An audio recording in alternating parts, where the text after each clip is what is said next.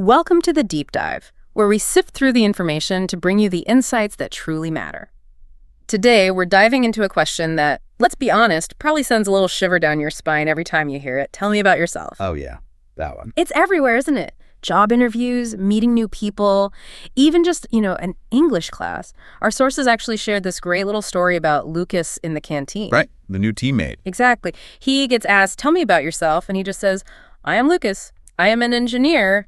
And, well, that was it. Awkward. You could almost feel it. Such a missed opportunity. And it's a completely universal experience, isn't it? That moment of hesitation. Totally. What's often overlooked, though, and this is what's fascinating, is that while it sounds simple, a self-introduction is actually a hugely powerful skill. Right. Not just a formality. Not at all. Yeah. And most people really don't leverage it properly. It's not just like ticking off facts. It's your chance to make that crucial first impression, show some confidence, and really importantly, be memorable. Yeah. Stand out a bit. Exactly. Do it well and people think, okay, this person's interesting. If you fumble it, well, you might just fade into the background. Absolutely. And this isn't just for those high-stakes moments either. Our sources call it a life skill because it's fundamental, right? Connecting with people anywhere, new friends, classmates, someone you meet traveling, it's foundational. Okay.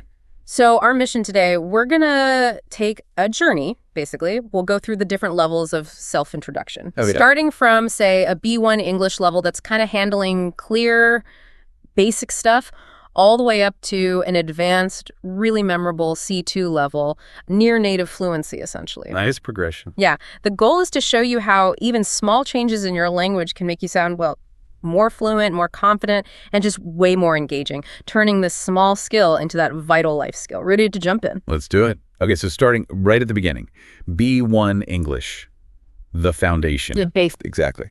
At this level, it's really all about getting the core facts across clearly. Think broad strokes, your name, where you're from, what you do, maybe a hobby. It's about being understood in simple, everyday situations. Or right here, even at this basic stage, there's a simple trick to add depth. Oh, yeah. Yeah, the key tip for you listening is super simple, but really effective. Don't just state a fact, add one reason. Just one. So instead of just, I like reading, maybe say, I like reading because it helps me relax. The because. Simple, but clever. Precisely. And the impact of adding that one reason is bigger than you might think. It immediately helps the listener, right? They don't have to guess why. Takes the guesswork out. Yeah. And it creates a little connection, invites them into your thinking just a tiny bit. Plus, it gives them something to maybe ask about next, makes the conversation flow. Keeps it moving. Right. And the language focus at B1 is still simple. You're just connecting ideas with basic words like and, because, but, so. No need for fancy sentences. Just clarity, a bit of warmth, a little insight.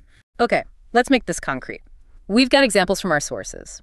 First up, Aaron, a software engineer, doing his B1 intro. Okay. Hi, I'm Aaron. I'm from London in the United Kingdom, and I work as a software engineer in the back-end team here in the United States. I joined this company last year, and I enjoy my job because I solve interesting problems every day. In my free time, I like running and reading books. Running helps me stay healthy, and reading makes me feel calm.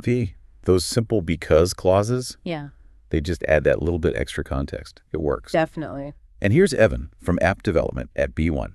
Hi, I'm Evan. I'm from Toronto, Canada, and I work in the app development team here in the United States. I've been with this company for 2 years. I like my job because I enjoy creating apps that people can actually use. In my free time, I play guitar and watch football. Guitar makes me feel creative, and football is fun because I usually watch it with friends. Again, the reasons tell you why. It's not just facts. It's tiny insights into what matters to him. So the big takeaway for you listening, even at this basic B1 level, adding simple reasons and connections makes you sound much more natural, more interesting. Way less robotic. Yeah. It turns it from just stating facts into actually starting a conversation.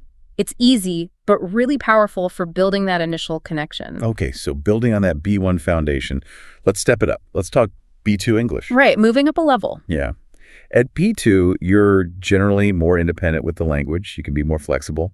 And here we start adding more detail. Your personality starts to peek through a bit more. Yeah, it's not just I like X anymore. Now you're giving more context, like how often you do something or why you enjoy it on a slightly deeper level, maybe how it fits into your day. It's like adding some color and texture to that initial sketch. Good analogy. And the language naturally gets a bit richer here.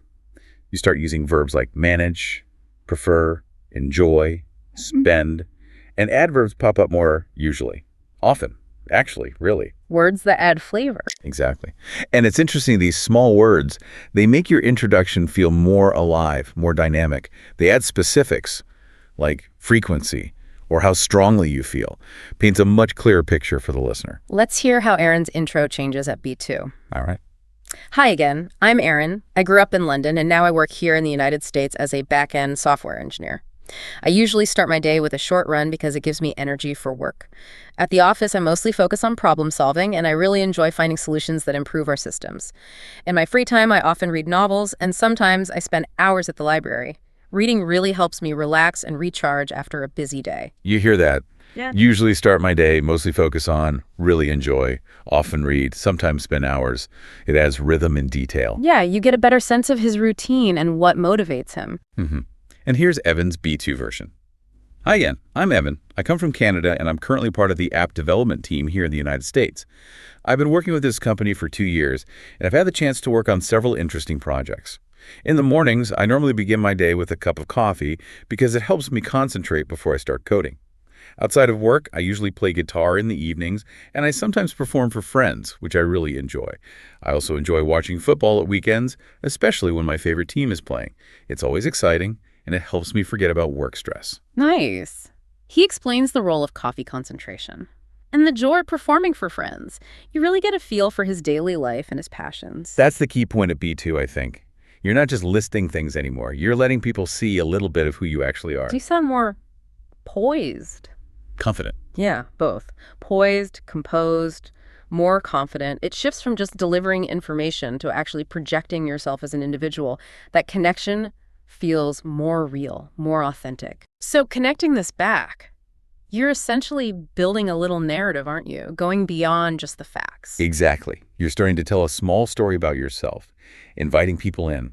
And that's a huge step towards being memorable because you're showing your unique take on your own life. Okay, so we've got B1 foundations, B2 details, and personality. Let's push further. C1 English. Right, C1. This is where things get really interesting.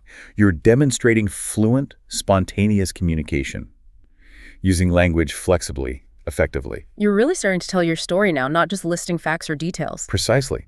At C1, you're describing your personality more directly, maybe sharing a brief, relevant experience.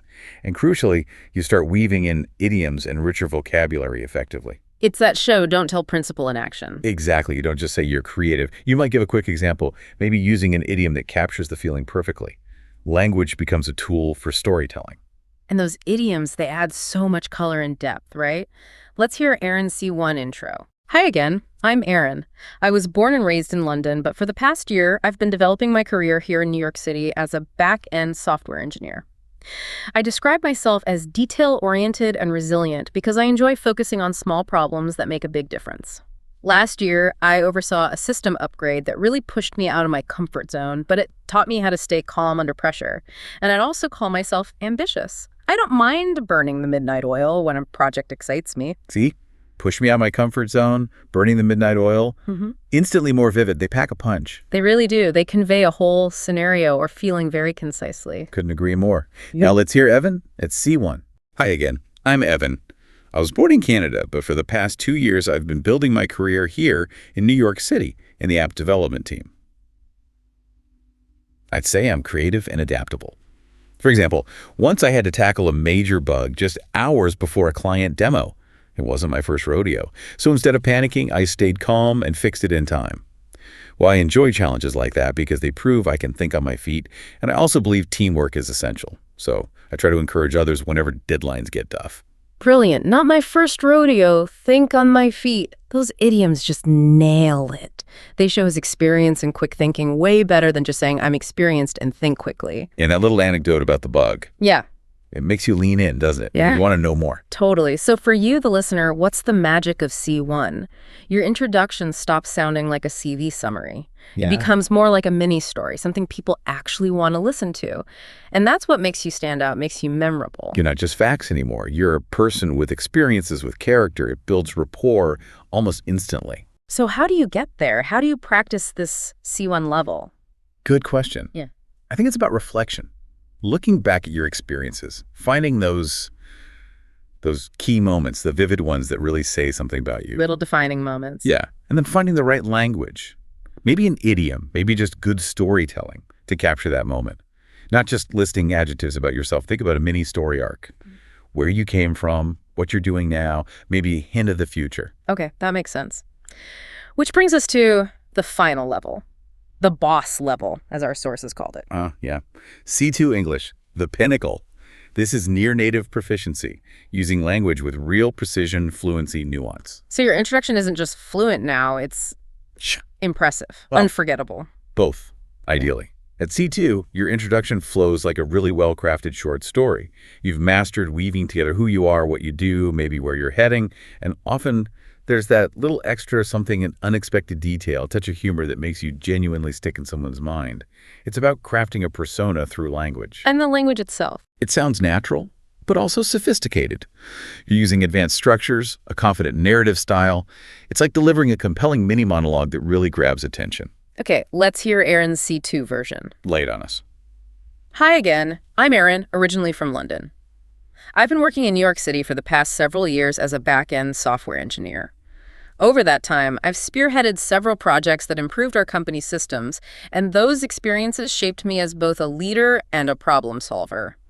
Looking ahead, I aspire to move into an architect role, and I've started writing articles to share my ideas on software design. One fun fact about me, I once built a program that calculates the best time of day for my coffee breaks, and yes, I still use it. Wow, okay, spearheaded, aspire, strong words. But that coffee break program detail, that's brilliant. Right. It's unique, relatable, a little quirky, makes them instantly memorable, and, well, human. Kind of the opposite of poor Lucas in the canteen. Absolutely. It's perfectly personalized. Okay, now, Evan at C2. Let's hear it. Hi again. I'm Evan, originally from Canada. I've been building my career here in New York City in the app development team for the past 2 years. During that time, I've taken the lead on several cutting-edge projects, and I thrive when I need to think on my feet. My long-term goal is to launch my own tech startup because I want to create tools that make people's lives easier. Outside of work, I wear many hats. I'm an amateur guitarist, a weekend traveler, and unfortunately a football fan whose team loses more often than I'd like. But I guess it builds character. Love it. Taking the lead on cutting-edge projects, very strong. Thrive is great too. Yeah. And wear many hats, classic idiom used perfectly. And then that self-deprecating humor about the football team. That's C2 artistry right there, showing vulnerability, personality, confidence, and a rich life all at once. So for you, the listener, reaching C2 means you're not just sharing facts or even just stories. You're crafting a compelling narrative that leaves people thinking, wow, this person is interesting, confident, definitely someone I want to talk to more. You're leaving a lasting imprint, not just a first impression. It's about connecting on a deeper human level by showing different sides of yourself. It feels like the ultimate goal, really, moving beyond just getting information across to genuinely connecting. It is. You become a masterful storyteller of your own life in that moment. And how do you find those C2 details? Maybe think about one quirky, genuine passion, or even a relatable small struggle, something that shows your character. Those are the things that stick, that build real bonds. So there we have it. We've journeyed all the way through. From B1 to C2. Yeah, from B1, the foundation, simple facts, simple reasons for basic communication. Then B2, adding detail, personality for more independent expression. Then C1, bringing in experiences, idioms for fluent, spontaneous storytelling. And finally C2, that narrative mastery, the unforgettable details, near native fluency. We've seen how tell me about yourself can evolve step by step. And what's really the secret sauce here? What applies at every single level? It seems pretty consistent, actually. It is. Always add details. Always give genuine reasons. And crucially, always let a little bit of you, your actual personality, shine through. It's not about perfect grammar, is it? Not primarily. I mean, clarity helps, but the real goal is making a genuine, authentic connection with someone else. Authenticity, that's the key. It's what people respond to. Absolutely. So we really encourage you, listening right now, take this on board.